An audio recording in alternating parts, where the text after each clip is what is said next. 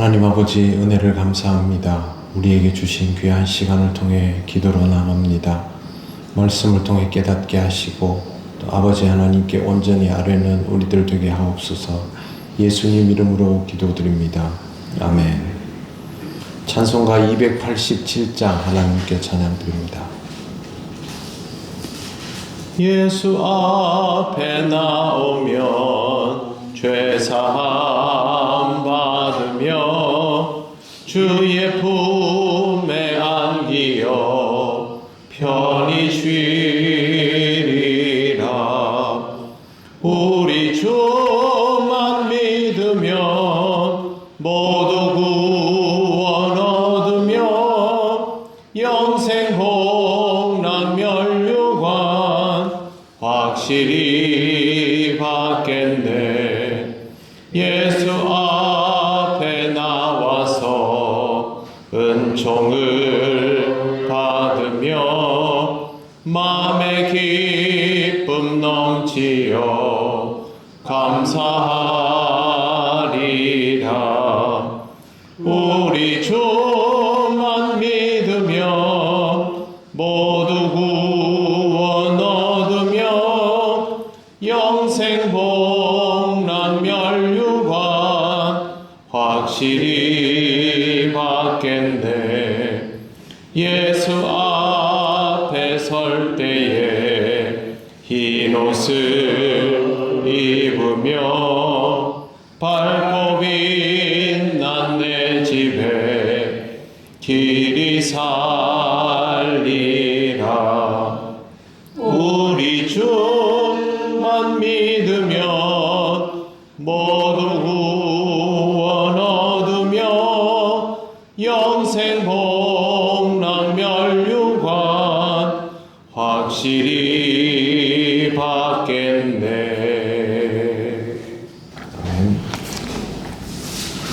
하나님 말씀 사도행전 17장 5절에서 9절입니다. 한 절씩 교독하겠습니다.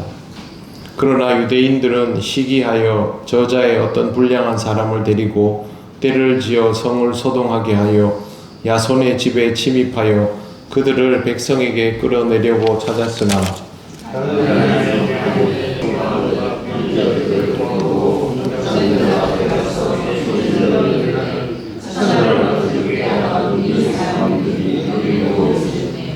야손이 그들을 맞아들였도다. 이 사람들이 다 가이사의 명을 거역하여 말하여 다른 임금 곧 예수라 하는 이가 있다 하더이다 하니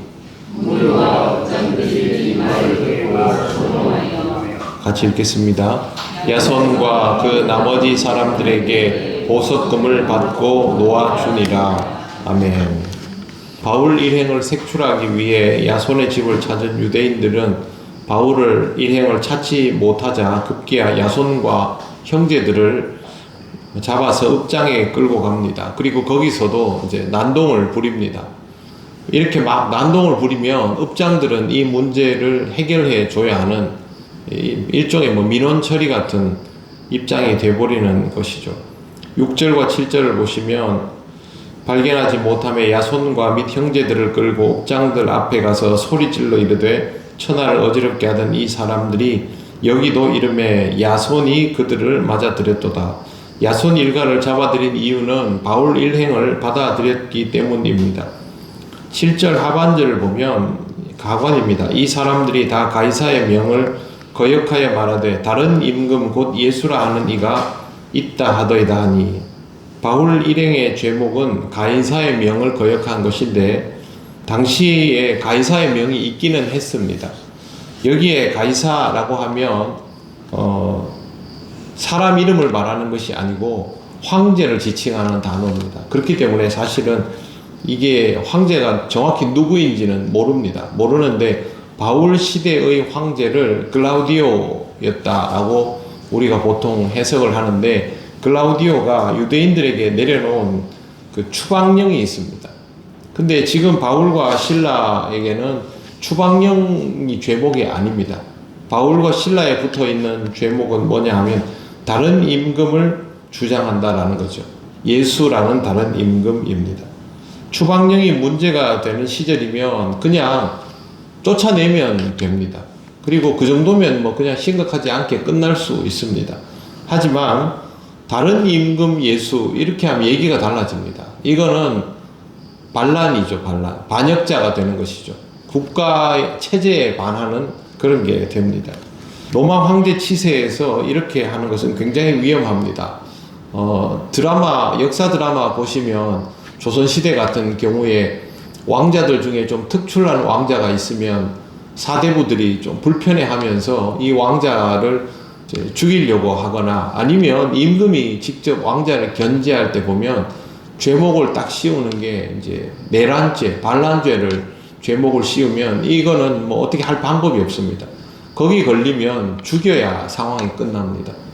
다른 임금 예수 이렇게 돼버리면 그냥 둘 수가 없습니다. 굉장히 중죄가 됩니다. 유대인들이 이걸 몰랐겠습니까?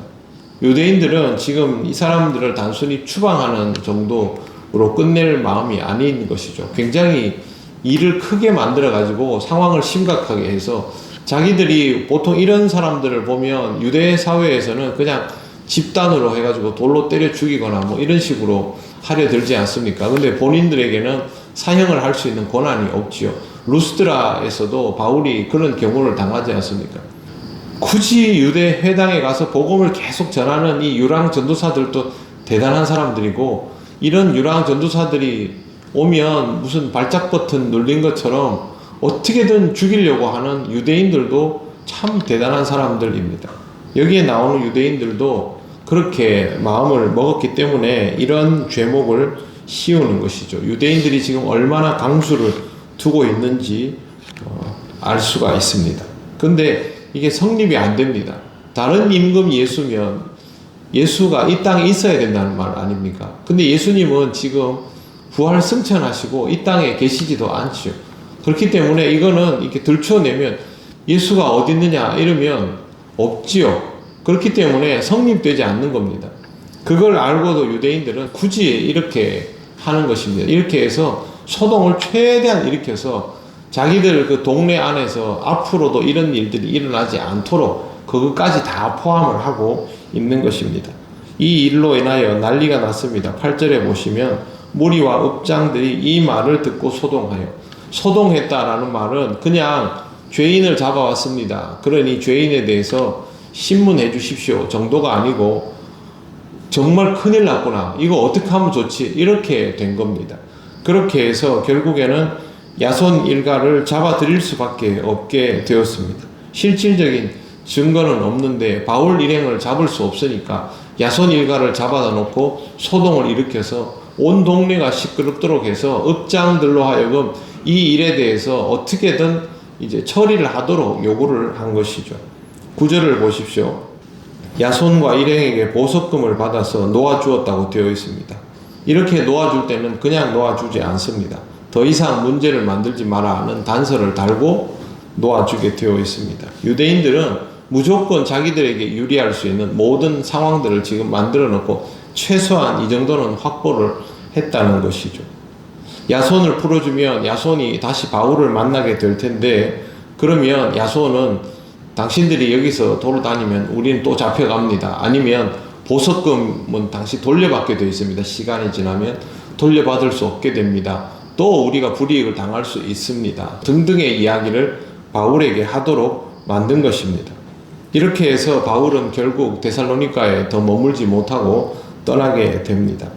데살로니가 전서 2장 17절과 18절에 보면 이렇게 되어 있습니다. 바울이 데살로니가를 떠나 있을 때 그가 데살로니가 교회 형제들을 만나보기를 간절히 원해서 한두 번 그들에게 가고자 하였으나, 그리고 이렇게 되어 있습니다. 사단이 막았다. 사단이 막았다라는 말이 무슨 뜻이겠습니까? 이렇게 갈 수 없도록 상황이 만들어져 버렸다라는 것을 바울이 이렇게 표현한 것입니다. 바울은 정말 데살로니가에 가고 싶었습니다. 데살로니가는 그 지역 전체에서 가장 큰 도시이고 아마도 아주 짧은 시간 안에 많은 그리스도인들이 생겨났을 것입니다. 그리고 데살로니가 전서나 후서를 보면 종말에 관한 이야기나 다른 내용들을 보면 바울이 데살로니가 교회에 대한 애정을 얼마나 가지고 있는지를 알 수 있습니다. 그럼에도 불구하고 바울은 더 이상 갈 수 없습니다. 바울이 가면 그 교회 사람들이 힘든 일을 경험하게 되기 때문이죠. 교회 공동체는 이미 성립되어 있습니다. 그렇기 때문에 바울이 가지 않더라도 교회는 나름의 모습으로 유지가 되겠지요. 그걸 염두에 두고 바울은 이 상황을 받아들이고 있는 것입니다. 하나님이 허락하지 않은 것입니다. 사단이 막았다라는 말을 바울은 결국 그렇게 받아들여야 하고, 이것도 하나님의 섭리입니다. 선교의 역사는 복음을 전하는 것 이상으로 섭리를 받아들이는 것이 중요하다라는 것을 바울은 받아들이며 사역을 이어가고 있습니다. 우리의 신앙생활도 마찬가지입니다. 우리가 감당해야 하는 사명을 이행하는 것 이상으로 하나님의 섭리를 깨닫고 받아들이는 것도 중요합니다. 그렇기 때문에 우리가 말씀을 읽고 기도를 드리며 하나님의 뜻을 끊임없이 찾고 거기에 우리 자신을 맞추어가는 일을 하고 있지 않습니까? 여러분에게 주어진 삶도 마찬가지입니다. 사명을 감당함과 섭리를 받아들임, 이 두 가지를 항상 의식하시며 신앙생활을 해나가시기를 바랍니다. 기도드리겠습니다. 하나님 은혜를 감사합니다. 오늘 말씀을 통해서 바울을 볼 수 있었습니다. 복음을 전하고 싶고 다시 그곳에 가고 싶지만 그 길이 막힘을 통하여 하나님이 인도하시는 새로운 사역지로 떠나는 바울을 봅니다. 하나님, 우리가 하나님 앞에 감당하고픈 일이 있지만 그 일보다 앞서 하나님의 섭리를 보게 하시고 그 섭리를 깨달으며 받아들이는 신앙이 되게 하여 주시기를 원합니다. 우리의 모든 부족함들이 하나님으로 인하여 맞추어지게 하시고 하나님이 기뻐하시고 하나님의 원하시는 일로 나아가게 하옵소서. 오늘도 하나님께서 우리 모두를 인도하여 주실 줄 믿사오며 예수님 이름으로 기도드립니다. 아멘. 하늘에 계신 우리 아버지, 아버지의 이름을 거룩하게 하시며 아버지의 나라가 오게 하시며 아버지의 뜻이 하늘에서와 같이 땅에서도 이루어지게 하소서. 오늘 우리에게 일용할 양식을 주시고 우리가 우리에게 잘못한 사람을 용서하여 준 것 같이 우리 죄를 용서하여 주시고 우리를 시험에 빠지지 않게 하시고 악에서 구하소서. 나라와 권능과 영광이 영원히 아버지의 것입니다. 아멘.